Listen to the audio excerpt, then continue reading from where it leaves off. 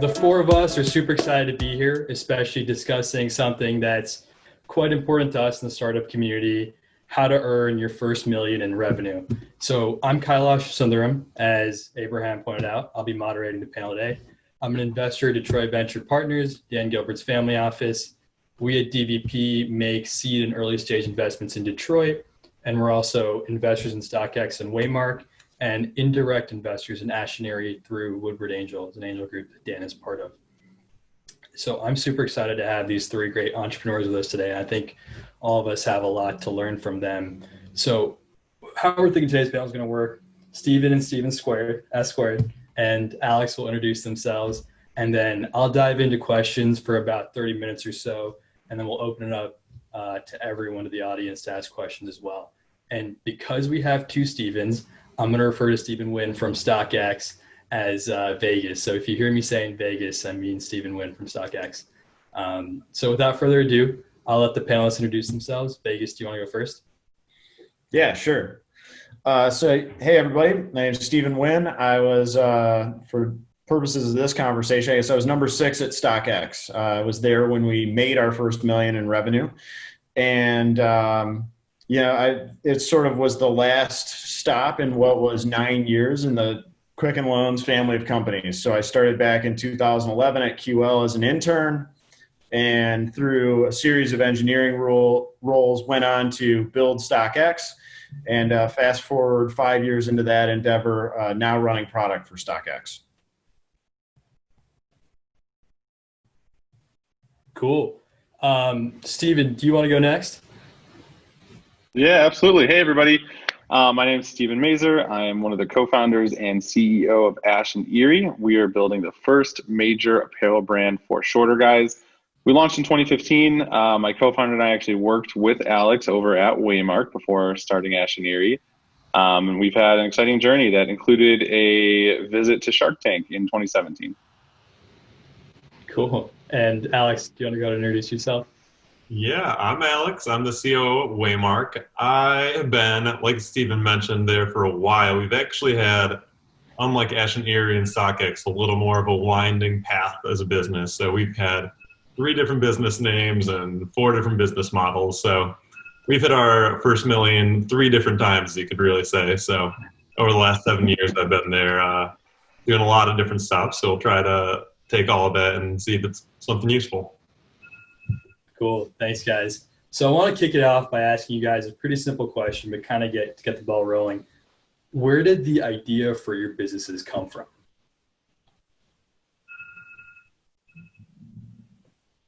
Alex, you want to go first?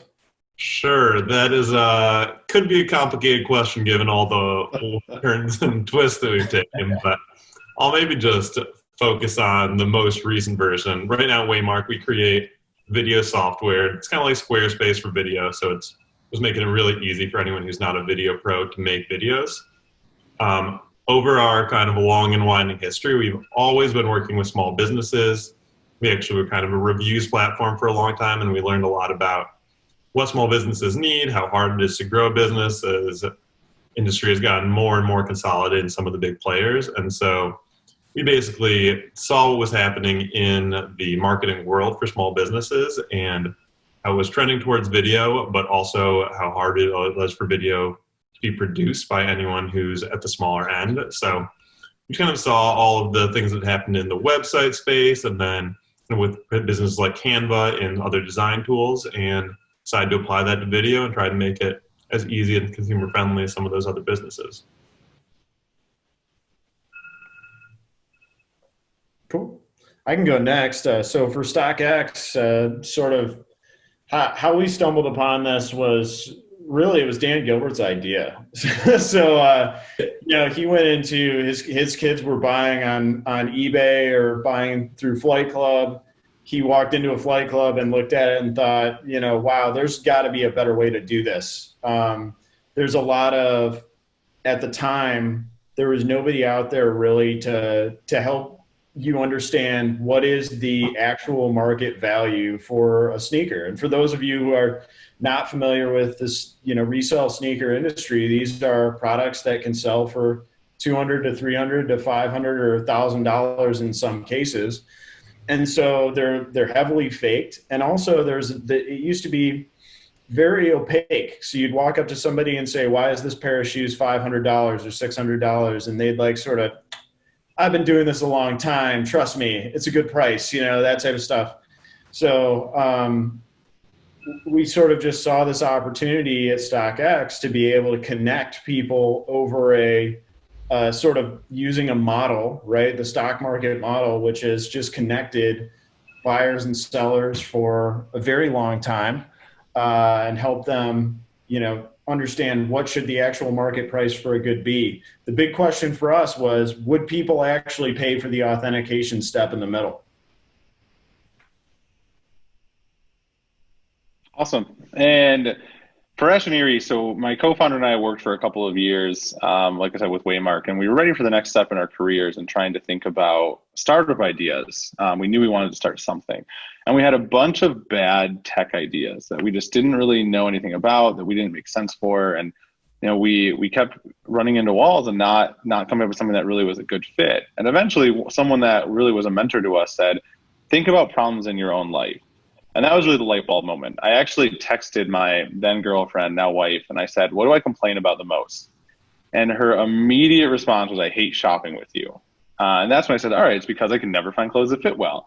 Eric, who's even a couple inches taller than me, he had the same problem. We talked to a lot of our shorter friends and family. They had the same problem. And for us, it was just about trying to fix a personal issue. We started with an Indiegogo campaign where we said, we want to make the best untucked shirt for shorter guys. We had enough random people all over the world believe in us that we said, all right, let's make it happen and go from there. But it was really trying to fix the personal problem that we had, and then realizing that everyone else we talked to in our group had at least some form of the problem as well. So it really wasn't just us. It's a ton of guys who still had it, and it just never really even knew there was a way to fix that. Cool. Thanks, guys, for that context. I guess it'd be cool to kind of hear what your first days were like. How did you, Stephen, you kind of touched on this. How did you guys test your product, decide whether it was actually an audience for reselling sneakers? Or Alex, you mentioned kind of the windy path you guys have taken. How have you guys tested, especially in the early days, that there was a need for what you guys were building? Yeah, I can kick us off and expand on that. So for us, we actually wanted to use crowdfunding, I think in a lot of ways how it originally started, and saying, look, if we don't get at least $10,000 in orders without any marketing, just regular people seeing this, at least $10,000 and saying, I want a shirt, we're not going to do this. Maybe the problem is good, but our solution isn't there. Maybe we should do an online tailoring service. Maybe we start with t-shirts or jeans instead. And we actually wanted to use crowdfunding as a way to test the idea. So for us, that was really the first step, where we had a campaign through crowdfunding. We had enough interest where there were people saying, hey, we want this product. And that gave us confidence to go and really make it happen. I think that the best thing is just talking to people, finding customers and doing that. But for us, that was a really great first step. And it took us 8 months to actually launch the business, to get the brand, to make the clothes, to have our website and really be officially launched. But I'm really glad we started with that as a way to gut check it. And if we wouldn't have been successful, we would have probably gone back and said, is there a better way to fix this problem? Or are we looking at the problem in a different way? Fair. Yeah. For us, I'd maybe talk about the most recent version of the business, which was kind of born out of fire, because the previous round that I've been alluding to kind of ended in a really dramatic fashion. And so we had kind of a team in place and needed to get something going quickly, or we were going to be winding down. And basically the approach we took was a much kind of faster iterative view than maybe even I would even recommend if you had a little more time to work with. But for a lot of people, you don't have kind of, whether it's even coming out of your own pocket, the runway that you're working with to start with. So we really, once we had the idea, we talked about how can we get this online in a way that people can understand as easily as possible, and let's see if they want to buy it. So we've now put a ton of time and work into building software, and obviously you can imagine like a site like Squarespace has a lot going on behind the scenes. At first, we really just put up a marketing page and a credit card form, saw if people were interested. So ran a little test campaign on some of the major platforms, got people to the site, saw if there was actually purchasing behavior, because one thing that's so hard to do is tell what people are actually going to buy. Even when you go talk to people about, is this a good idea? Would you like it? Would you pay for it? When you actually have to take your credit card out and you're not friends with the person, it's such a different experience. So the sooner you can get some actual credit card purchases, that's really going to start to prove things out. At StockX, I think the proof point at StockX existed in all of the Facebook groups, Instagram groups, people on Twitter trading sneakers. eBay has a very large resale sneaker industry. One of our major competitors, GOAT, came online a few months before us. So we had some, I guess, comparators or comparables within the resale sneaker space to understand whether there was an appetite for buying sneakers and reselling them, right? So we sort of knew that. The tough part was going to be figuring out whether people would get excited about, at StockX, so the way that it works is a little bit weird for those of you who don't know.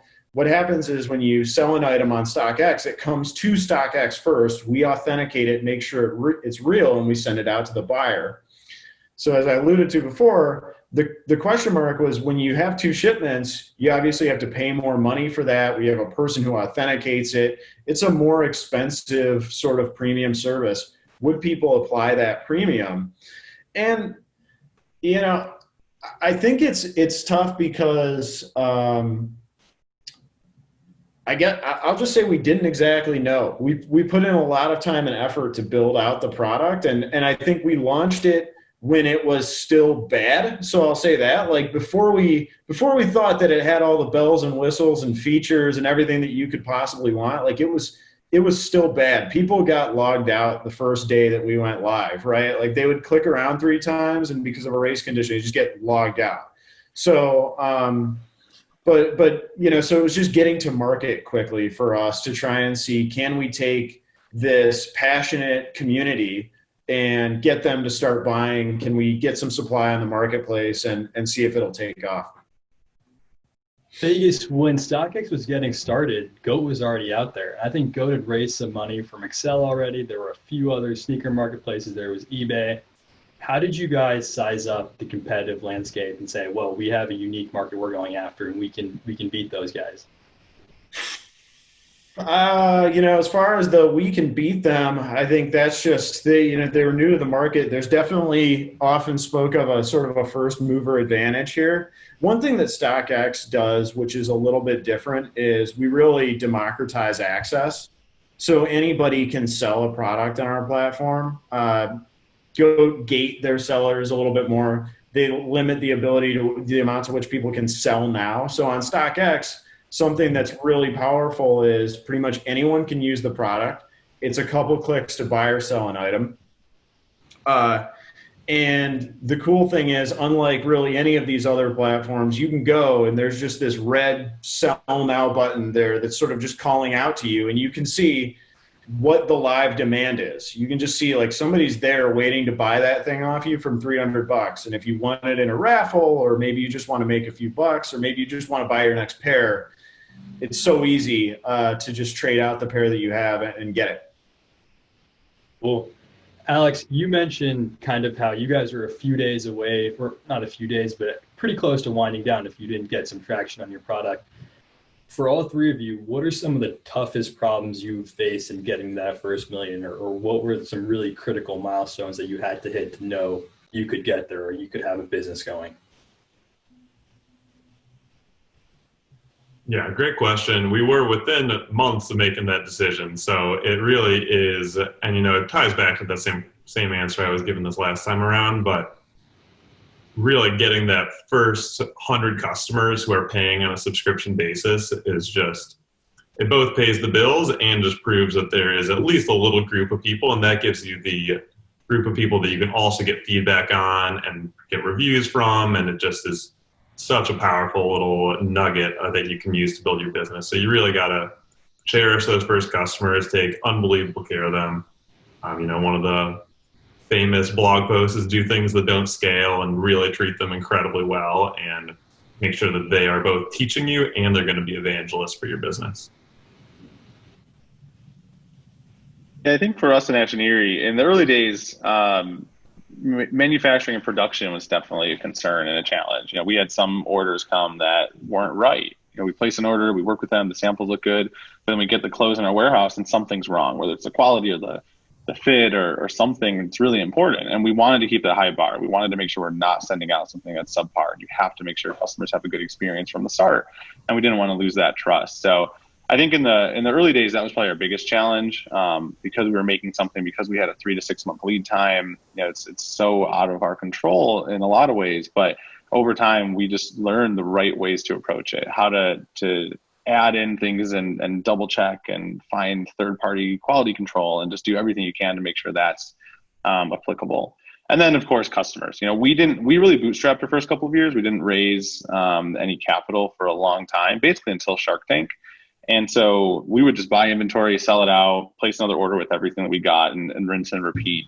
But getting customers was a challenge because we didn't have any marketing spend. So for us, it was all about how do we get folks to spread the word and increase word of mouth. And one of the biggest things was really press. We were doing something unique. We were trying to make something new happen. And I think that press in the early days as a consumer brand was really, really helpful in getting the word out and finding customers. And I think that, without a few key articles when we first launched that announced the business, I don't think we could have had the momentum to get where we are today. Right. At StockX, I think one of the hardest things was getting to a place where people really trusted the brand. So there's a lot of skepticism within the sneaker community, given just the prevalence of fakes, how often they're getting moved, and the thing, how good they sometimes are, right? StockX is interesting because we changed the promise that a platform sort of offers. Like a platform like an eBay gives you the ability to see me, look at my ratings, figure out how good of a person do you think I am? Am I going to give you the right item? You look at the pictures, you can do all kinds of things. And I think on StockX, we're asking you to do something a little bit different. We're just saying, trust us, we're StockX. It'll be fine. We'll send you a real thing. And it took some time. So the thing that's interesting about StockX is that we were sort of a startup after a startup. We acquired a company before we went public. We acquired a company named Campless. Campless had about 40,000 very passionate subscribers. So this is like writing data posts on sneakers and price guide and all these things, really heavy, sort of this player wore this player exclusive sneaker in this NBA finals game last night. Here's what happened to the price of their shoe. Writing some really interesting analyses. Well, you took that really passionate community that we got, and then you pipe them into StockX, and even with these people who you would think would be completely on the hook, they were very skeptical, right? Very skeptical up front. And so it took a lot of time to build that trust. You start to get the transactions. And one thing that we also didn't realize, none of us as co-founders on the team had ever participated in an e-commerce business of any kind. So we didn't understand how impactful Q4 was going to be, or holiday spending. So one thing that was interesting, you spend all this time really trying to nurture and figure out, tune it up on all these customers when we went out in February. And just as soon as we started hitting back to school and the holidays and these big buying seasons, finding out that we'd gotten the product sufficiently to a place where, okay, people are hearing about it, they know they're going to get a real product, and then we just started to see sales begin to take off. Vegas, one of the toughest things about building a marketplace is you're only as strong as your weakest side, right? So if you have too many sellers, you're really only as strong as your buyers. If you have too many buyers, you're still really only as strong as your sellers. How did you guys balance those demands and get the flywheel effect going? Yeah, so it's really hard. It's really hard. We started by focusing on supply. It is the first thing we wanted to do was have product on the site available to buy so that people could come in and they could start bidding and they could start transacting, getting product, and we get more of that social proof flowing through our platform, right? I think it's funny because it's definitely a chicken and egg problem, right? If you have the buyers, some say, well, the sellers will come. If you have a lot of supply and people want the product, then of course buyers will show up, right? If it's a good price. And I think For better or for worse, it's a little bit of both. You have to provide tooling for sellers that they like to use. You have to provide something attractive. For us, it's the velocity, the ease of selling on our platform, maybe no pictures, no descriptions, good competitive rates, and so on. But buyers are maybe a little, that's maybe more conventional warfare in the startup space, in the sense that you're going to be looking at your paid channels, your SEO, and some of those other things that are going to pull in new markets and new customer segments for you. You incentivize your sellers to come on at all, or were you just trying to tell them they were going to sell their products? Say that again? Did you have to do any incentives to get suppliers on there, or what did you just say, we're going to get these things sold?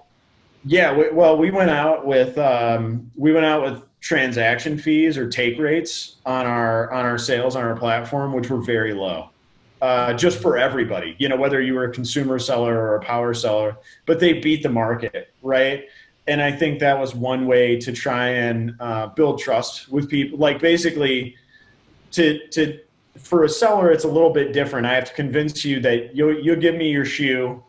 I'll look at it, I'll pay you reliably, it's not fake or anything like that, and you'll get your money in a reasonable period of time.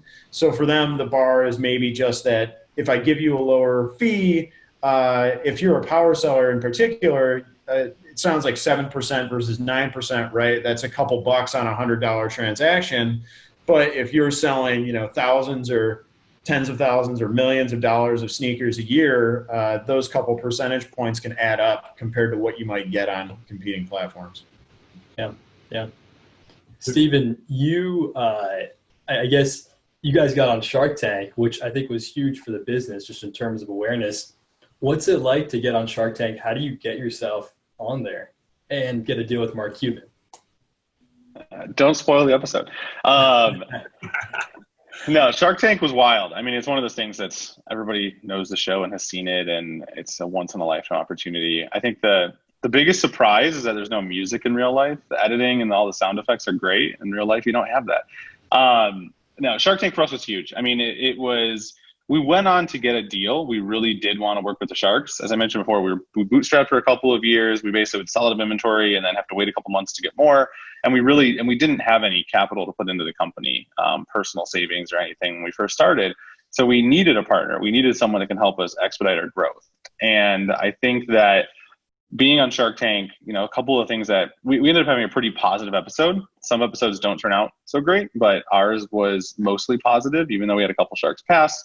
And I think that was for two major reasons. One is that we were very focused. Every time the Sharks asked, are you going to do this? Are you going to do that? Are you going to have stores? Are you going to make new products? It's like, no, we're going to keep doing what we're doing. We're going to scale it up. We're focused on what we can do best, and we want to scale it.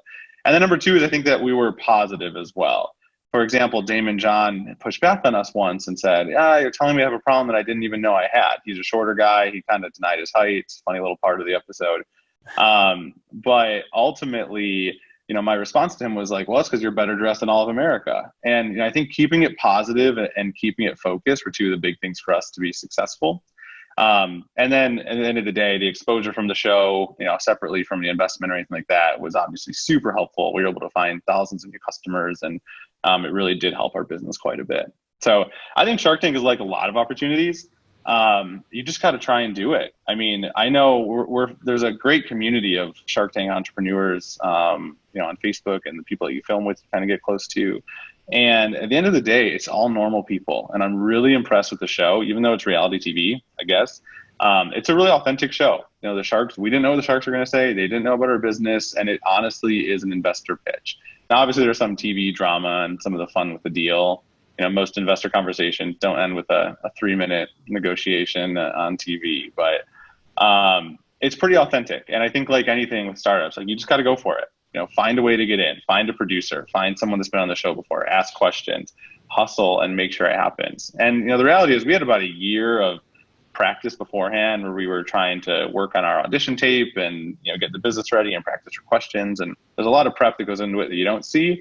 But I think it all ultimately ends up being pretty well worth it. Yeah, you actually mentioned at the beginning of the show that you were teammates with Alex before. You guys worked at Waymark together, both Venture for America fellows. How did you go from Waymark, building an enterprise tool, to the clothing business. Like, how do you build a supply chain? How do you enter a space that's so different from the one you were in? Yep, that's a great question. I mean, we had no backgrounds in apparel, right? I mean, we barely had any backgrounds anyways. You know, we're pretty young, not that far out of college, and you know, Waymark. I will say, Waymark, we learned a ton. There's a lot of ups and downs, and we had amazing people like Alex to work with, and we learned a lot about what it takes to build a company, and that really helped. I don't think we could have been anywhere close to being successful with Ash and Erie if we didn't have at least a couple of years working at a startup and seeing some of those challenges firsthand. But we didn't know anything about apparel. We didn't know anything about making clothes. We kind of knew how the internet worked and how to maybe grow online, but that was about it. The biggest thing is just finding awesome people. So we were a part of Venture for America. Eric and I both chose to go through that program and work at a startup instead of working for a bigger company in a bigger city and that kind of thing to get the experience. And I think that really was such a huge part of seeing what it takes. It's not the same company, but you at least learn how to build something from the ground up. And then it's really about finding the right people. From a business side, we were part of a couple different accelerator programs. The Startup Boost and the Sci Accelerator through the University of Michigan. It's a great way to just meet people who have done it before. Find someone who's built a company, who has advice, can give you recommendations on pitfalls and what to do. And then on the clothing side, we also found some really great advisors who had decades of experience in the industry. So we found people who have, designed for some of the biggest brands in the country for 30 years and had weekly calls with them and asked them all of our questions and, took advantage of their network. And those same people in the early days that we found and said, here's our idea. We have nothing. We just have this belief and we want to change the industry, that we're still keeping in touch with them today. There's still advisors that are helpful. So I think the biggest thing is just people. You have to surround yourself with people that know things that you don't. You have to find people who have done it before. And for us as first-time founders and really no experience anywhere, finding people on the startup and the business and the growth side, and even just to be mentors and motivators and force you to pitch and give you positive feedback, but helpful stuff. And then finding people in your specific industry that can fill in the gaps of what those two things were the biggest one for us. But it's all about people and network. And Detroit has been a really great community to us in finding the right people. I think it's a small and tight-knit community, but people are here to help each other, and we're very thankful for that. For sure. That's awesome. A big part of building consumer businesses is that decision to take money or to give up equity to an investor in return for some capital. For the three of your businesses, when did you guys make that decision to raise capital, and what was the process like for you? I'll go first because it was easier for us. It was day zero, right? Like we raised capital day zero, and we went out and basically I think the question mark was who in our subsequent rounds should we be looking to bring in for more. And honestly, from the StockX team, I'm probably not the best person to answer this, but we went and looked at companies with great experience in where we were going, great experience in either two-sided marketplaces or, international expansion for a two-sided marketplace, or just for an e-commerce business or a consumer business in general, right? You start to line up some of those things, but we knew kind of from day one that StockX was going to be, venture funded. Yeah, I'm probably in a similar position to what you're talking about. I actually joined after Waymark raised their Series A. It was actually founded out in San Francisco and got a little angel money out there from Tim Draper and a few other people. And both the co-founders are actually from the Detroit area, but had moved out to San Francisco. And so as they were starting to get some traction with a pre-revenue online business, a lot of users, but not a lot of revenue in that first iteration of business. It was like Vegas is saying, it was always going to be a venture-backed venture. So they were looking at a lot of different options and really hadn't even considered coming back to Detroit at the time. This is close to 10 years ago now, but saw DVP in the news and got in touch, and we were excited to come join this community, and it's been so great to be here. So that's kind of how that path led. Yeah, I think for us it's a little bit different in the sense of you see often for tech companies, you're going for huge scale. You have to really have investment to make it happen. Like for apparel and e-commerce, so sometimes you see companies that raise VC, sometimes you see companies that grow on debt, and a lot of mixture in between. So I don't think there is as much of a clear path for us. I think for us, at the end of the day, it boiled down to two things. Number one is to get where we wanted to go, we needed capital. We didn't have savings ourselves to put into the company. We didn't really have any other way to fund the business, but we did have some early traction. We saw that it was working, and we needed to have a way to buy more clothes, focus on product development, and make it bigger and better. And so for us, it just made sense to find investors who believe in the vision as well and want to be a part of it, because we can grow faster, we can grow bigger. And I'm really glad about that. At the end of the day, you want to find partners in all aspects of the business. It's all about the people that you find. And I think that the funding side is just as important as the product development and the marketing and everything else. So we wanted to find the right partners to help us in the areas that we couldn't do it, which was putting capital into the business. I think secondly is, having discussions and trying to figure out, who do you want to be, right? Are we trying to build a lifestyle business that will own 100% and will draw salaries from and do it for 20 years? Or are we trying to build something else? With Ash and Erie from the beginning, Eric and I said, hey, we want to build the first major brand for shorter men. You can't build a major apparel brand without trying to grow quickly and grow big. And to do that, you need capital. That means that, we have to go big. It's about going big or going home. And we're not building a lifestyle business, even though that's something that we definitely could do. But I think we were clear from the start as co-founders of what our goals were and what we wanted to do.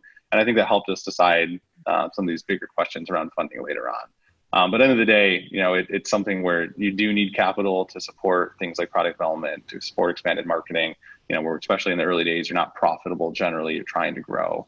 And finding the right investors is something that's really helpful to us.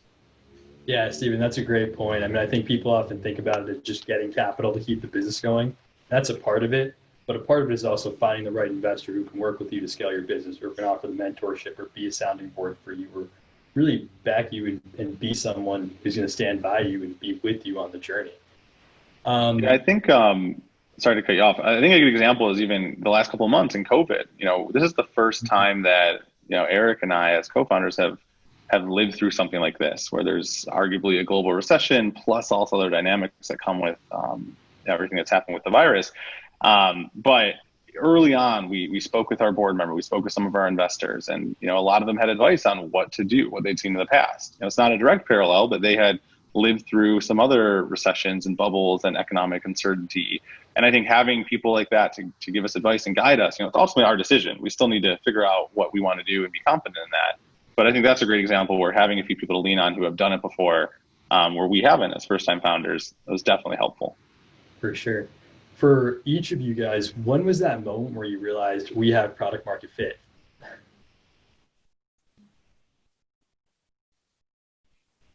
Great question. It's happened a couple times, but in most recently, I think one of the biggest things that we've done, which is something that basically every larger business does, but we took a little while to do, we'd always done kind of product feedback from customers and try to get, reach out to some people, see how it's going, test new features, but just adding the kind of classic net promoter score question. How likely are you to recommend this business to a friend or a colleague? 1 through 10.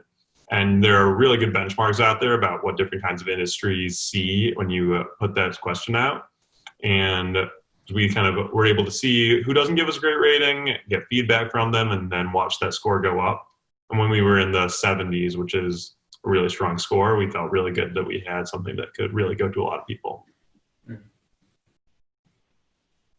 Yeah, we pretty early, I would say for us, I think it was pretty early on. At the end of the day, we had right when we launched our website, even after the Indiegogo campaign, a couple of press pieces, we were able to sell out right away, and we had pretty positive customer feedback. In a lot of ways, it was more of like, oh, I want to see these additional options, or I'd want to see like slight changes to the fit or whatever. But I think that based on that campaign and the early results, it's like, we know there's something here. I think for us, it's always been a question of how do we do it better? How do we do it bigger? How do we scale? But the customer response early on was pretty positive and happy. We've had an NPS score also in the 70s for a while, and that's been really exciting. I think we're somewhat different in the sense of like, we've had our mission and it hasn't changed since the beginning. A lot of companies and what we saw at Waymark, like you have to pivot. the market changes, things happen, like pivots happen. It's normal in startups. I think for us, it's been less about pivoting, like the mission stayed the same. And it's more so about how do we make sure to do it bigger and better. And there's been a lot of changes and back and forth and mistakes and lessons learned there. At StockX, there was a lot of nervousness actually about the model and whether it was going to work. So there's also because this is at the end of the day sort of it's just an e-commerce consumer business, right? There's also a lot of pressure, I think, that you feel even today, now that the model has sort of proven itself out that it has some market fit, there's still a lot of pressure to make it an increasingly sort of standard consumer experience. StockX sort of came up in a very different way. Place a bid, buy it now, place an ask, sell it now. There's like 4 actions that you can take. Our product page is confusing. If you want to like go to stockx.com and look at it, it's not how anybody will tell you to design a PDP, right? And so there was something interesting about that. And when we went out February 8th of 2016, we actually had these very linear trade goals. Like we're going to get to 25 trades a day by the end of Q1, and then 50 by the end of Q2, and 75 by the end of Q3, and maybe 100 by the end of Q4. Again, we had no idea how holiday spending worked. If like that's nice linear path like that is a great example of what we didn't know. But it was definitely in fall. It was like mid-August of 2016, the Jordan Band 1 dropped. And when that happened, we instantly just crushed that 75 trade goal in a day. And all of a sudden it just stayed there sort of. And so we started to see a pattern in our business. But before that, certainly, right, you're out, you're doing your account management activities, and we talked about lower rates and stuff like that. Like you try to be competitive in the market and stuff. And we were able to like eke up that number of trades in conformance with what our forecast or what our plan, what we wanted that to be. But there were definitely some moments, and that major sneaker drop was one of that moments where I remember all of us who were on that sort of founding team looked at where we have this little like dashboard thing we can look at on our phone anytime, see how many trades we're doing that day or anything like that. And we were all just texting one another going like, oh my God, because it was, which by the way, for an e-commerce or a consumer business at scale, even 300 trades a day or something like that, or 300 orders is really nothing unless your average order value is massive. But in those days, like that proof point was massive. For sure. And if you go to Dan's office, outside his office, there's like a poster, right, with how many trades have been done per day. That's right. Yeah. Before we were still updating it every single day until, the COVID sort of took everybody back home. Yeah. That's a cool one to check out. 10th floor of Campus Martius. For all of you guys, what was that moment like when you hit $1 million in revenue? Like, do you remember that? That's a good question. I don't think I remember the specific moment. I think every once in a while we like check back our lifetime revenue as a business. Like, oh wow, that's a little bit higher than I thought it would be. Or we're looking at everything month to month, trying to look at like month over month growth rates, and then occasionally checking on year to year. $1 million sounds cool and sounds like a lot and is a fun number. But I think that to us, it was never like, all right, we want to get to $1 million in sales. Like that's the goal. It's more about looking at it like, let's try to keep growing. And that growth eventually got us to, $1 million in revenue and hopefully much further beyond that. But I think it's more on, we've been more focused on the smaller goals. Like let's get a new product out that we're excited about. Let's get, this new marketing campaign out that we're excited about. And, when we see how the results do, it's like, did this work? Did it not work? And we try to analyze things on a smaller level. So don't know the exact moment, but I think it's probably for us been more exciting of the things we've done to get to that point or what we focused our time, energy on. And, it kind of ends up happening when you're growing a certain percent up month over month or whatever. Yeah, I totally agree with that. I think the kind of story that Vegas was just telling about, the like big moments is really what sticks with you more than the like particular revenue marks. I think if you're, not to sound all up on my high horse, but if you're really monitoring like your dollars every day, you're kind of going about the business the wrong way. I think the moments where you really thrill customers, where you have a big moment, a product moment or something really awesome happens, is really the kind of stuff that you want to be paying attention to, and way more than as your revenue numbers tick up, because those always come after great customer experiences rather than before. Since the very beginning of StockX, we've used the OKR framework for tracking our goals, like every single quarter. That's what we always do. And so I actually don't, oddly enough, I have no idea when we hit $1 million in revenue, but I do remember sort of what you were saying, all those like little goals that you set for yourself along the way. And I actually, for me, remember very fondly some of the earlier days of the business, because it actually feels like it's easier to get good customer feedback, right? Or it's easier to push things that you're not really sure if they're going to work, but maybe they will, maybe they won't, because everything is in such a trial phase. Everything feels beta about what you're doing. You can push code and take it down accidentally. You can you can do these things, and you're really just trying to eke out getting from that effort that it took getting from 25 trades to 50 trades is monumental. That's like carrying your laptop around with you everywhere you go. That's thinking about the business 24 hours a day. You're never not working on it, but it's fun because you can go and try and push for that next one and the next one. Eventually you hit 50 and that was your goal, right? But now maybe the goal is 100 or 200 or 500 or 1,000 or 20,000, whatever the number happens to be. We just sort of set up a cadence for that. And before you know it, if you get on that track or you're able to hit some of those, it's just sort of amazing. You have what you get is these sort of really reflective moments where you look back and go wow, I remember when we just did 25 a year ago or something. Yeah. Well, I like the message you guys are all conveying, which is it's not about the revenue. I mean, the revenue is a part of it, but that's not what you focus on. What you focus on is a business, and that comes as a byproduct. And it's obviously the moments that stick with you, or those moments that you see, wow, we're building something pretty cool here. I kind of want to ask you guys, I want to ask Alex this question. You've pivoted the business quite a bit. And I think we often tell entrepreneurs, we say, keep going, don't give up. How do you know when it's time to pivot? How do you know when it's time not to give up, but to say we've got to shift the business a bit? Great question. Yeah. I mean, you always realize too late.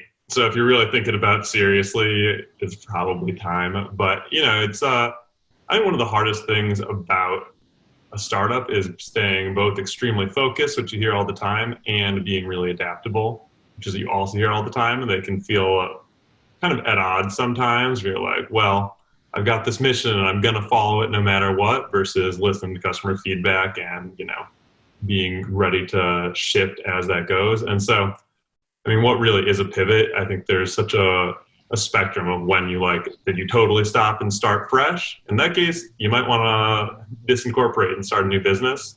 Or are you taking a good chunk of what you have and just turning in another direction? So I don't know if it's exactly the answer to your question, but I think it's just so important to know what your North Star is, but always be incorporating feedback into that. So that's kind of, you can always be taking a path forward and you know where it's headed, but that you're able to change where that final point is, rather than just kind of totally flying by the seat of your pants. And, I lost a few customers today, maybe something's wrong. It's very easy to overreact to feedback. So it's more about what's that point in the distance and how can I be on a straight line to it, but still be able to adjust a little bit based on whether that point should be moving.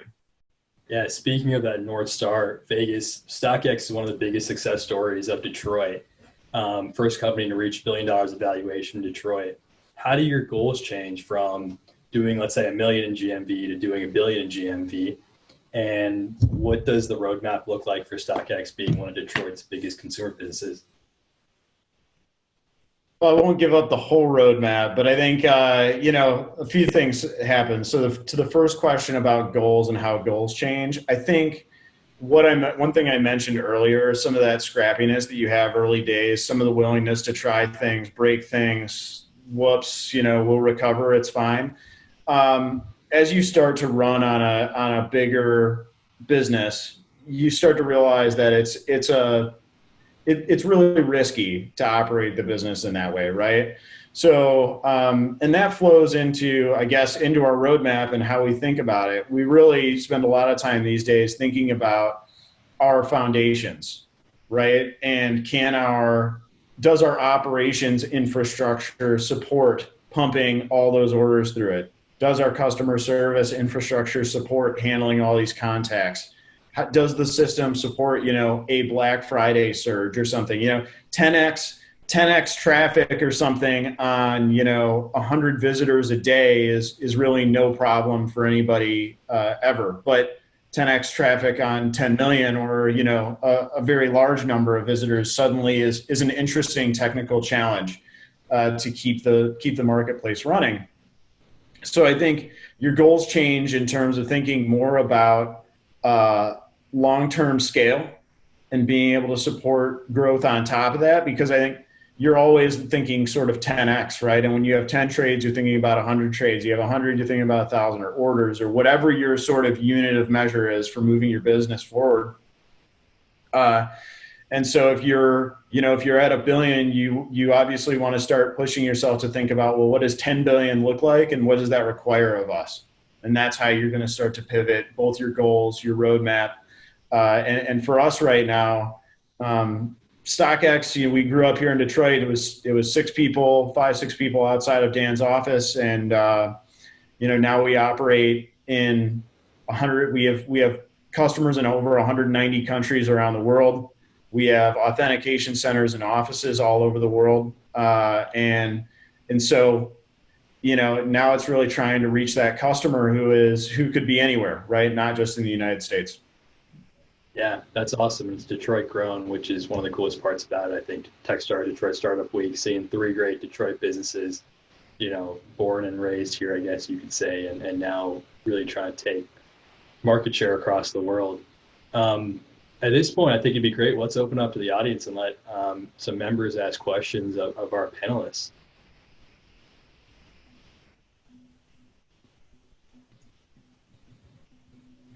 We do have 2 questions already in that I think will be helpful. And just like to speed up the process, I can just read them out loud. So a question from Laith Kawar. Question to all the panelists. I'm an entrepreneur in the ideation phase. Any advice about how to know if an idea is good or not before going all in? Yeah, I can kick that off. So I mentioned before that Indiegogo campaign. For us, we said we still had our day jobs, our Waymark jobs, for a little while, and we said we're going to run this Indiegogo campaign, and if we can get $10,000 in sales from no ad spend, just people seeing and believing in it, then we're going to quit our jobs, go full time on this business. And so we kind of set that as a proof point for us. Like, let's test the market. Let's see if we can get pre-orders. Let's see if we can get sales, basically. My advice would be do whatever you can to test it, to try to test that idea out, like get something out there. If it's a physical product, you can always try to get pre-orders even before you make anything, or you can make a sample and see what people think. If it's a tech product, what's the most minimum type of product that you can make that still is trying to solve the problem that you're solving, to see what people think about it. And I think, the milestones approach is a good one. Like, what are my next milestones? In the next 6 months, what do I want to try to do? Like, what's the smallest way I can do it? And then once you get there, it's like, all right, in the next 6 months, what can I try to accomplish? But I think setting goals and a roadmap for yourself and milestones to hit. And in the early days, those milestones being like, what can I do to just see if the market really wants it, see if I'm actually solving a problem, is the biggest thing. And it really depends on the problem and the company and what you're doing. But for us, with a consumer product, it was, let's share what we want to do and see if we can get a certain number of pre-orders. And if we hit that trigger, we're going to go and really commit to this. Yeah, I think just to even make that a little more general, I would say you got to get some credit cards. If you can get people actually paying for it, that means you have something. But until if you're just in like asking people, do they like this phase, you're really putting yourself at risk. Unless you got a nice bank account to lean back on, I'd really recommend getting somebody paying, not only because will pay your bills, but also because it really proves that you've got something real. Thank you. Another question from Eric. What startup lessons from the consumer space might apply or not apply to a B2B/corporate startup? Yeah, I can respond to this one. So at StockX, a lot of our sellers are actually businesses, right? And some of our power buyers are businesses. So you do get into a bit of a B2B space. And actually on a lot of platforms, you are going to have your buyers who are going to buy a lot, right? You're going to end up with some of those relationships. So I think it's really trying to just identify who those power users are, understanding what their use case is. Like a power buyer on StockX, for instance, is actually a power seller someplace that StockX doesn't exist in many cases. Or they're a power seller with access to a customer that StockX can't find or can't have for some reason, right? So they're buying off us and they're selling to somebody else. So it can be an interesting thing, just as you're looking at your customer base, or as you're thinking about how you can engage. It's really trying to understand some people are going to have a really different use case than a lot of other ones, and so we have to always keep that in mind. And on a power seller level, they're going to have some emotional, psychological, they're going to have an economic incentive. They're going to have many things, and you really want to get to know that person for who they are instead of maybe a million other customers that are just out there just trying to find a cool pair of shoes. I have another really great question. It's Eileen Weathers. Thank you very much. Thanks to all the panelists for sharing your inspiring personal and startup journeys. Statistics continue to reflect a stark contrast among VCs in terms of diversity. From your own perspective, what factors might attribute to this disparity? Given your early entry as startups, what ways might your startup organizations be able to support or assist the expansion of diversity?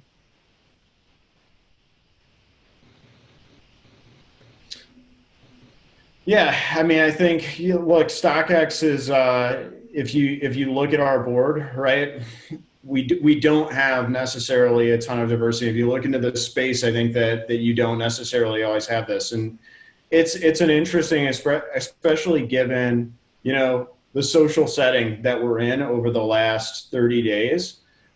This has become a really important topic. It's become really important, especially for StockX, as we think about how we plug into the community in which we operate.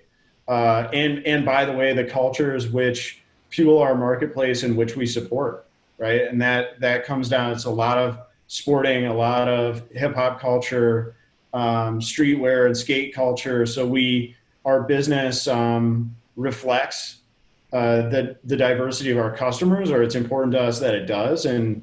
But it's definitely something that's prevalent. Yeah, I mean, go ahead, Stephen. Sorry, Alex. I was saying, look at this panel, right? We have 3 white dudes talking. That's probably not great. At the end of the day, I think from a VC side, it's funny.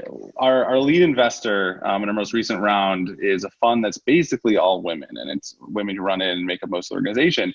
And we had a conversation once of a lot of the VCs we talk to are taller white dudes, and they don't really get what we do. It's like, oh, can't you just go and buy a small shirt, and doesn't that fit well? It's like, no, you can't. And I think the reality is our experience has been there hasn't been very much diversity, and even in a way that's not related at all to race and a lot of issues that are much more important. But even from a height standpoint, it was hard to find shorter guys that really understood it themselves. And you hear this from anybody, anybody who I think has a product that appeals to a certain group. If that group isn't your average investor, then you're not going to have people who can empathize with it themselves. And that's going to make it more challenging. And I think that it's a huge problem. I don't personally, I wouldn't be able to say what the solutions are. And I think it's a longer, more complicated conversation, but I think no doubt that's something where diversity is super important. And at least from our experience, looking at the VC community and all around the country, and especially more on the angel side, it definitely is something that could improve. I think for me as a founder and for us as a company, we know the importance and have seen it firsthand, the importance of diversity. And I think that's in a lot of different ways. every time we bring someone new on the team, there's a lot of additional thought. And, some of that comes from just being different people with different life experiences, but some of that is diversity. It is the race in the background of the people we're bringing on board. And I think that, we want to make sure we're doing the best job we can of having a really effective team that's comfortable having conversations with each other and being open and challenging each other. Conflict isn't bad if it's done in the right way. And I think you need diversity to be as effective as you can be. So it's something that we know is important. It's something that I think we've done an okay job of in some ways and can do an improvement in other ways. And I think on the VC side, it is something where you generally see the same kind of people and background. And at the end of the day, I hope and am optimistic that we'll see more and more diversity when it comes to funding. And I know there's a lot of really wonderful people working on that and focusing on that in a lot of different ways too. Yeah, I can add my 2 cents on the venture side. At DVP, we've tried to be really intentional about the way we're building our team and our impact in the community. I think it comes down to making the time, writing the check, making the hire. That's what we're going to focus on. And so anyone on this call, please feel free to reach out to me or anyone else at the DVP team. You want to make the time to chat, want to make the time to connect you to the right resources, and hopefully back your business and grow it here in the city of Detroit.